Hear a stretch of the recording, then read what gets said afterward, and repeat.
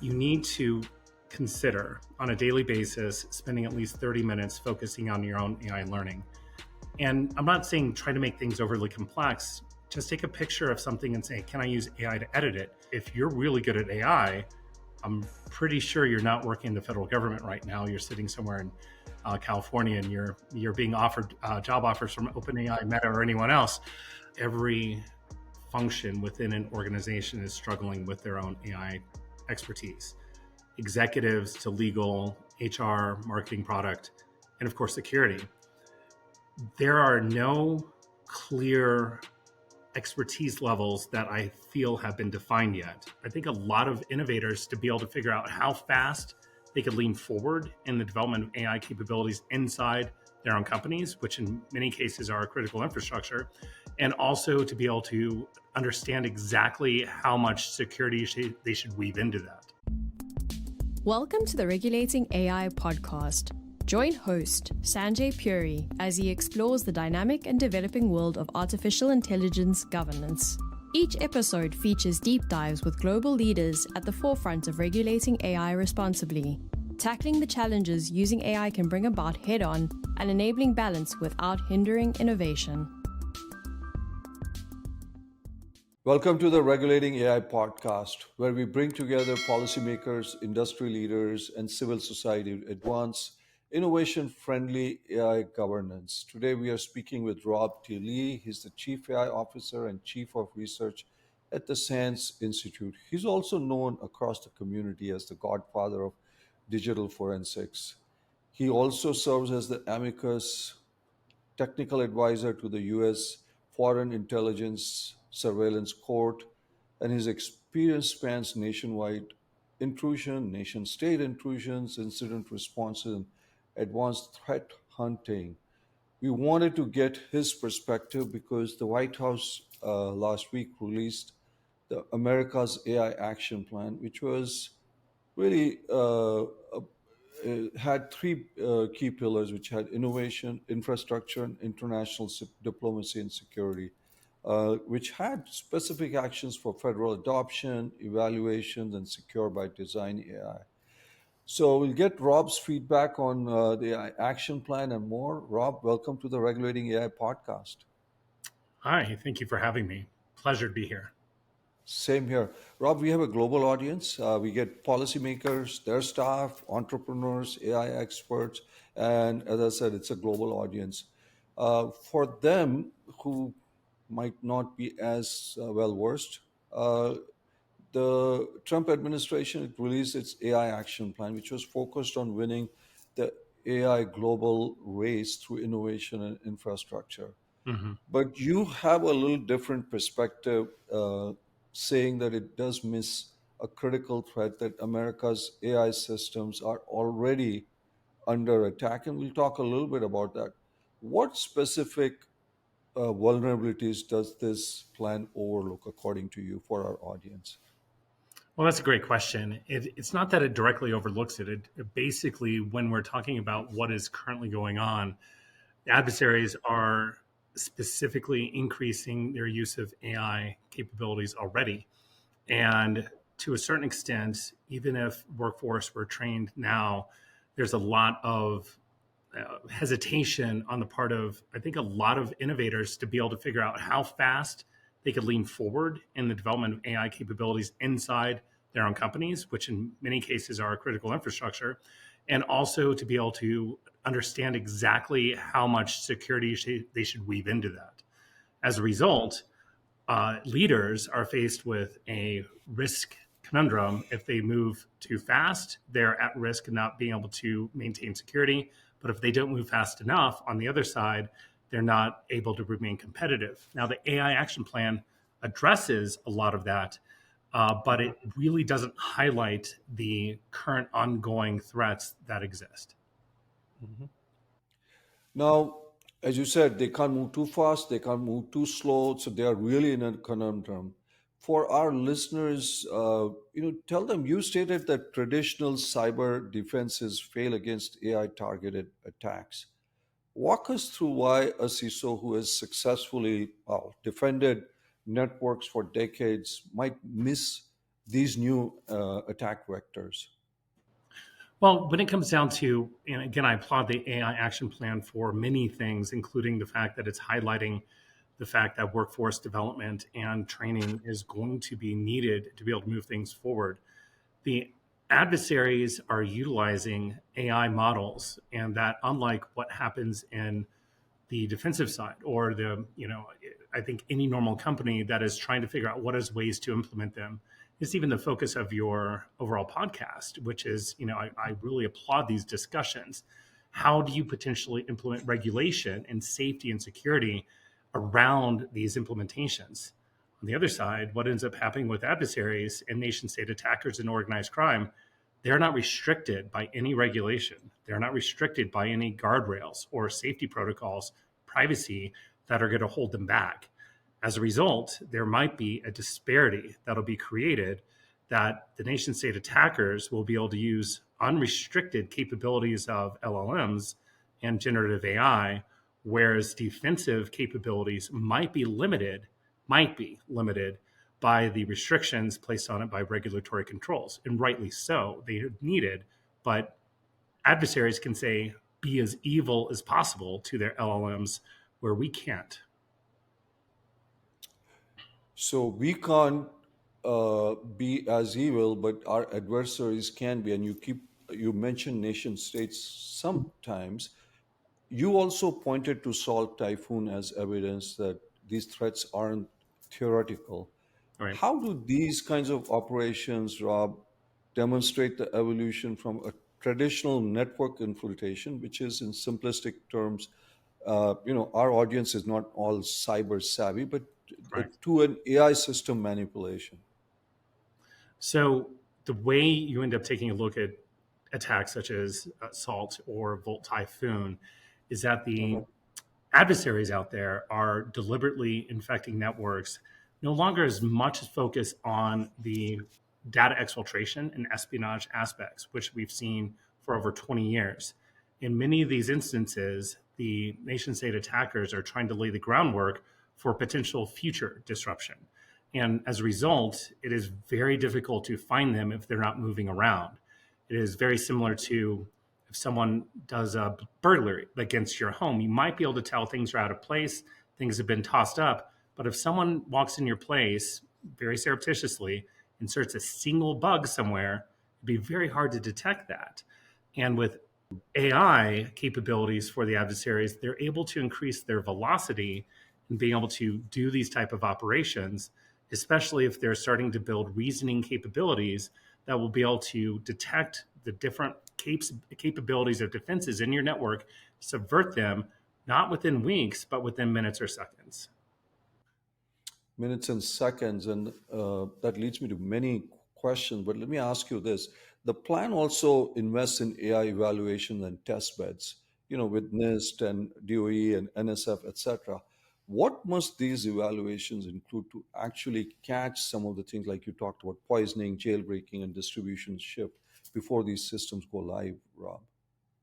Well, that's also, you're highlighting a very important part of the action plan, which again, I very much applaud, is that in order to deploy AI, and again, we're using it very generically here, depending on the Uh-huh. capability you're deploying, there are key questions that leaders should probably ask before these deployments are put onto their network. If you have a massive amount of data that you're trying to utilize in AI to be able to analyze, is there ways for adversaries to potentially exploit that data or potentially poison that data against the organization itself? Say, if you do a lookup of, saying, critical information that's needed for a supply chain or to be able to run your operation, it'll potentially give you the wrong data back. Kind of like similar, let's make it real world a little bit, is you put a prescription in to the pharmacist, and the pharmacist ends up prescribing you something else that is lethal. That is essentially what might happen under a prompt injection style attack, is that you not even sure what the pills are in the what you think they are, because there's no way to validate it.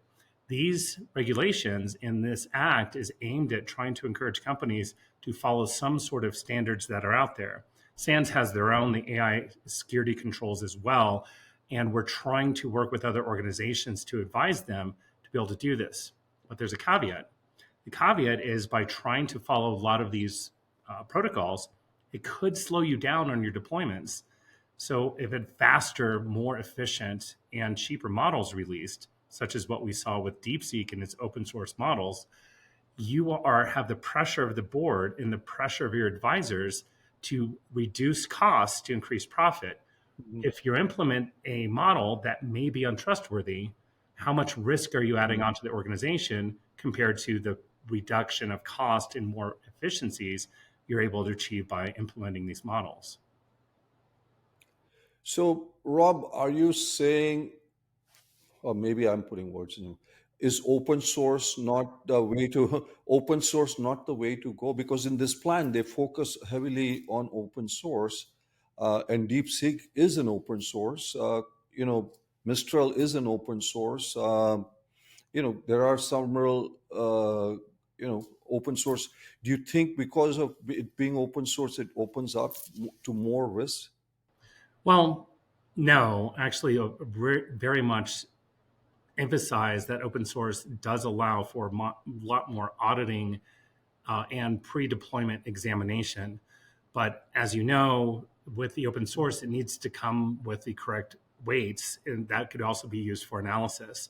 Yeah. And initially, DeepSeek did not, and other models that are open source also need to be equally be able to be analyzed. And the good thing about open source is it allows for that introspection and also what's missing in them. Just because they're open source doesn't mean it is easy to analyze. Also, when you end up taking a look at a lot of the Hugging Face models that are out there that are open source, in the Mm. past, they have found crypto miners that are embedded in these models. It's just it's interesting that even if it's open source, who's doing the audit to make sure there's nothing embedded in that before you deploy it inside your organization? Mm. Um, Rob, the other thing this plan prioritizes is rapid infrastructure build out and removing regulatory barriers. How does one balance the need for speed and the requirement for security, Rob? Because Ooh, you're saying, hey, be careful. And here we remember, we want to be number one. yeah, and we will be number one. And I do fully believe in innovation does bring a lot of folks along with it. Typically, in an organization, if you let security or legal run the organization, you actually will have very little innovation. And I say that being a security person, you need to sometimes, as a leader, say, we need to potentially invest in this technology. I understand you may not know enough about it, but I'm tasking you to reduce as much risk as possible. And that's why I was leaning in on NIST, SANS, OWASP, and other guidelines to say they're trying to advise you here are ways to reduce that risk. But just like anything else out there, there's nothing that is completely risk averse. As a result, I'm advising a lot of executives out there. I believe it is more risky by not leaning enough forward in your organization by removing the barriers for implementation, even at a functional level, rather than trying to let someone else figure out all the security controls that have to be in place to have zero risk. Even firemen and fire women, their buildings, even where they live, have a fire danger, and they does it mean because they're fire people that you're going to have no risk because they're really smart? No, they too are going to be cooking on the stove and having outdoor barbecues. The question is, are you basically implementing small little steps in order to reduce the risk at all? That's what is really being emphasized by this plan. If you over-regulate something, you tend to limit innovation. And I'm not going to point at where this has occurred globally, but there's enough examples out there in different regions of the world where you could clearly see where innovation is thriving and where innovation is stifled. Rob, you earlier talked about, and you've said this several times at different conferences, that organizations lack professionals that have AI security expertise. How significant, because this AI action plan does talk about the skills and building up skills, how significant for our listeners is this skills gap, and how do we address this? And is AI security skill or expertise different than just regular security expertise? Again, for our listeners who might not be in as much into this as you are? To answer that question, I'll actually bring it up to a little bit higher level. I believe Mhm. by a broad stroke that every function within an organization is struggling with their own AI expertise. Executives to legal, HR, marketing, product, and of course, security. There are no clear expertise levels that I feel have been defined yet. And as a result, one of the mantras that I'm really trying to push even folks in security to live by is that you can't simply let someone else write the book on this. You need to study it daily. You need to examine what is your use case for using AI. And that translates to a lot of use cases that you potentially do in your profession. So, executives, for example, if you're just relying on CTOs and CIOs to inform you of how to best use AI in your organization, I feel that is a leadership miss. It is similar to being in the late 90s and trying to set internet strategy as an executive without ever having used a web browser or email. It kind of defies logic. Everyone from executives to the board to the security personnel need to start working with AI daily to explore, to learn, and therefore come to their own realization of how best to use it in your own function. And cybersecurity is no different. We don't have all the answers, but neither does anyone else. So everyone should be well informed. Rob, one of the things the plan proposes is a GSA managed AI procurement toolbox, which formalizes a CIO council. What, if you, your input in terms of what procurement guardrails like mandatory red teaming, evals, model SPOMs, or data set provenance attestations should be the baseline for all agencies because security uh, is involved in some of these things. Well, security is involved in everything. When you end up thinking about it, it's if you build a car or a plane or work in healthcare, Hmm. safety is paramount. People, in order to buy your product, must feel that they're getting into a vehicle or that the pharmaceutical industry is creating things that are safe. If you get on a plane, the same thing. So when I explain what this leads into is making sure that there's always a proper security culture that is the bedrock of a lot of the mindsets that are moving forward. You need to allow for enough innovation and growth, but also essentially take a look at, well, are we too restrictive on the requirements? It's really hard to balance. And when you end up taking a look at what is being tasked for procurement, I think at a bare minimum, they need to talk about the security culture, the source of where some of these capabilities are. Namely, and let's go back to something everyone is very familiar with, is the TikTok debate. Is TikTok, the fact that it's in China, a questionable social media capability that your kids and you are using? Could it be used for spying? A lot of these questions are very sound, and these are the questions that I feel are the same questions that are going to be asked of this council that is being put together. Is what types of products and capabilities and where they housed are critically important questions to ask when you're looking at potential procurement for critical infrastructure across the U.S. and the world. So our procurement policies really need to be taken a great look at. The plan also, Rob, proposes the extensive use of AI within the federal government agencies. From a federal government agency perspective, um, given that I'm in DC, how should federal agencies separate duties between, you have the model builders, you have the data stewards, and the security assessors to avoid, the proverbial fox guarding the hen house, so to speak, in AI decisions. Any thoughts on that? Oof. Well, I think the challenge initially is going to be for the federal government is where they're going to get the general expertise and the talent to be able to help make some of these core basic decisions. The real challenge is talent that have AI backgrounds. I mean, you may be talking maybe 5 years in the future with the question you just asked.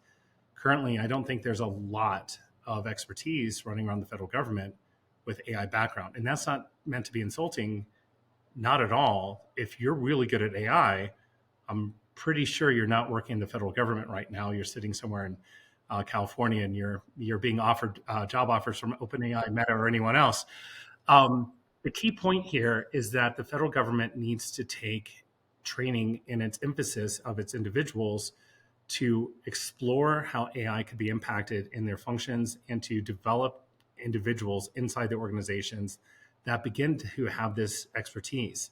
And very similar to a lot of public companies, Fiverr, Shopify, is make AI knowledge a part of their performance reviews. These type of changes will slowly, if not immediately, change the dynamic in organizations to set an expectation of AI literacy, even at a basic level, to be able to help make some of these decisions.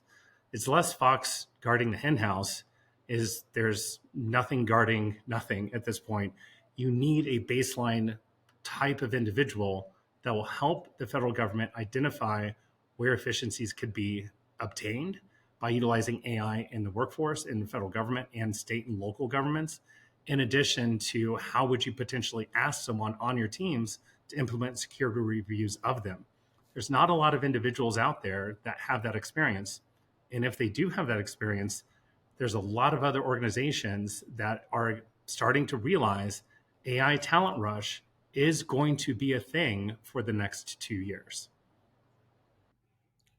Next 2 years. Rob, I've had leaders from the federal government, state government, we've had a lot of them come in, and they're saying this technology is moving so rapidly. The talent that if you train, it kind of either the talent leaves or you kind of have to be. So there is a real upskilling, reskilling challenge that is intense going on. I mean, you just look at from in the past 3 years or past 2 years where we have come, whether it is multimodal, and we've not even talked about agentic AI and the challenges it's going to propose. That's a topic for another day because that's got serious implications in there. So I think that the pace of change also is something that the federal government and others are dealing with it. But before I let you go, just a couple of things, especially given your background with FISA. How well positioned is our intelligence community in terms of to defend against this AI world of cyber or driven espionage, in your view? That's a great question. I can't comment specifically on what the intelligence Well, community. I'm just talking at a broad level. Of Yeah. course. So broadly, when you end up taking a look at, well, first of all, as you mentioned, as your part of your initial point, is the technology is moving fast or so fast that it's hard for individuals who are even focusing in on it daily to feel that they're able to keep up.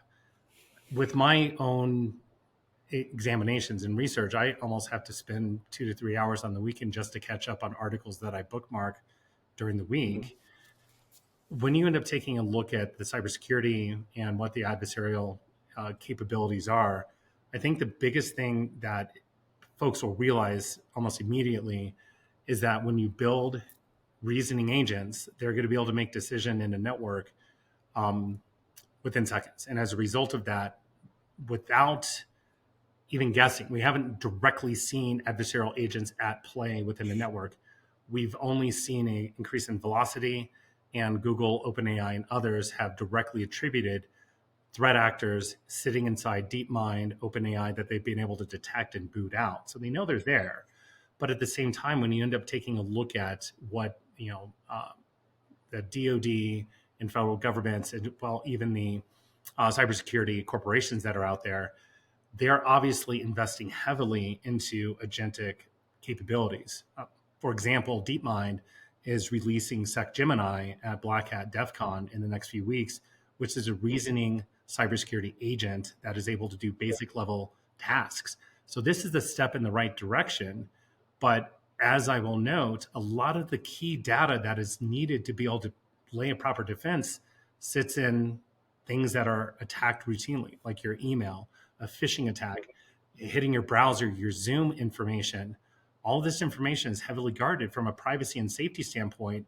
My question to regulators are, if that's your main attack vector, are the LLMs that are used defensively able to analyze that data successfully to detect where these anomalies are going on to be able to prevent a mass scale ransomware attack? So the parity between both really rests on the creativity of both sides being able to move forward fast on it.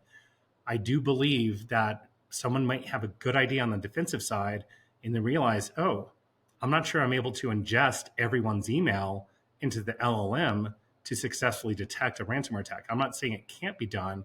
I just put that out there to say, consider a lot of these attacks are utilizing the human weakness of trust and the ability for someone to say, oh, I think that's someone I know.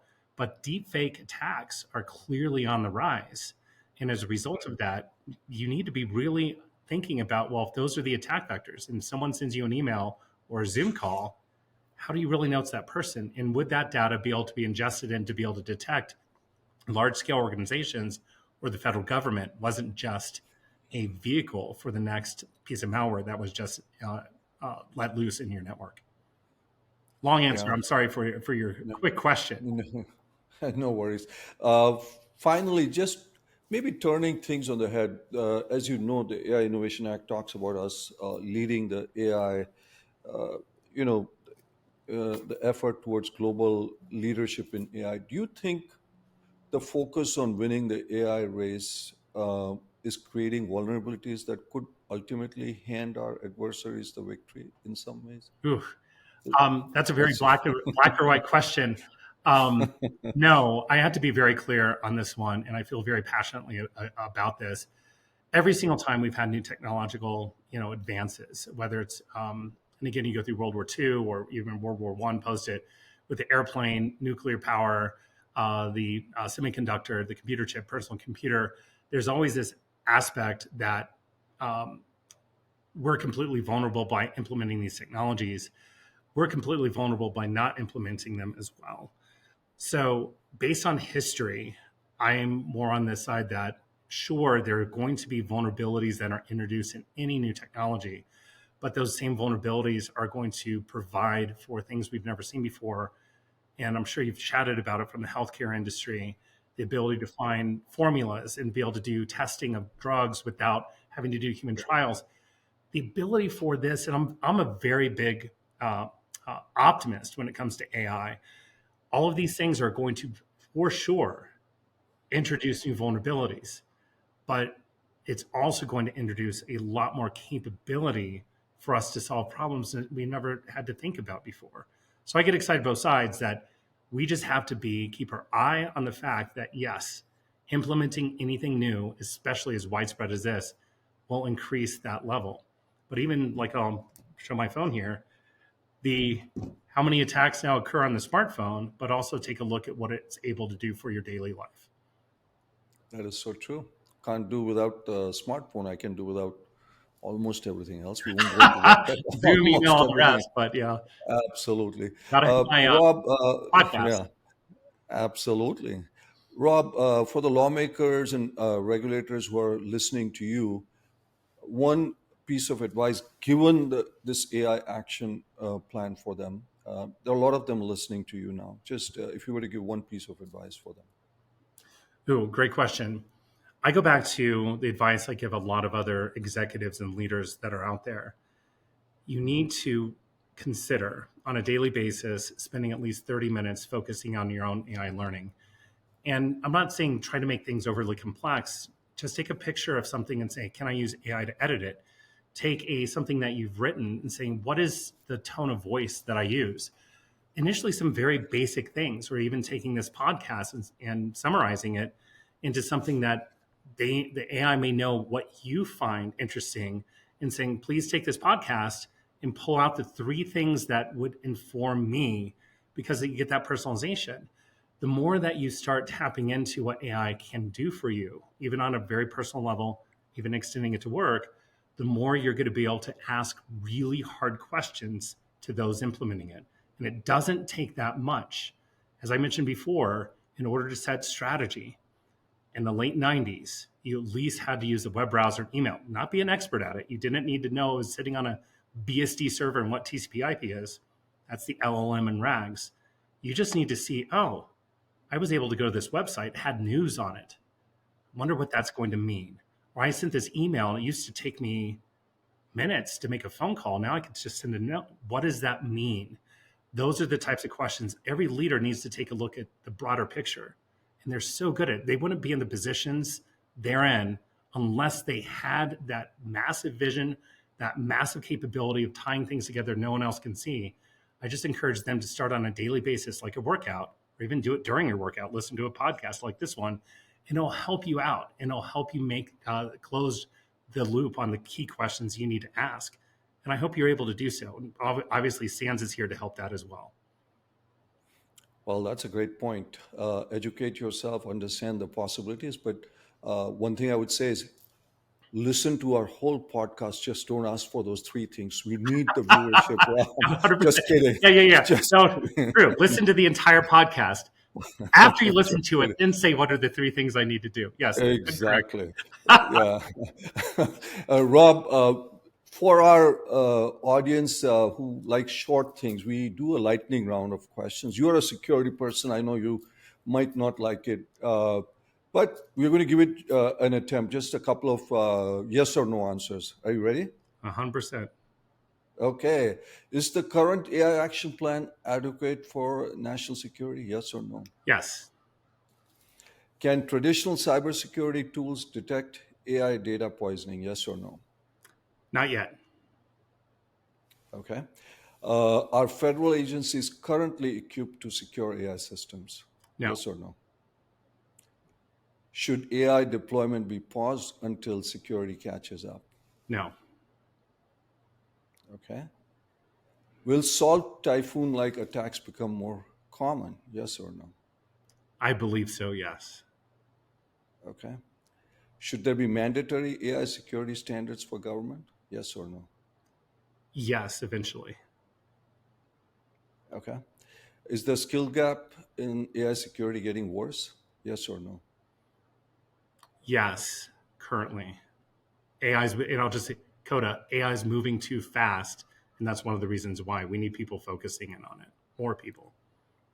Okay. Finally, are we already behind in AI security compared to our adversaries?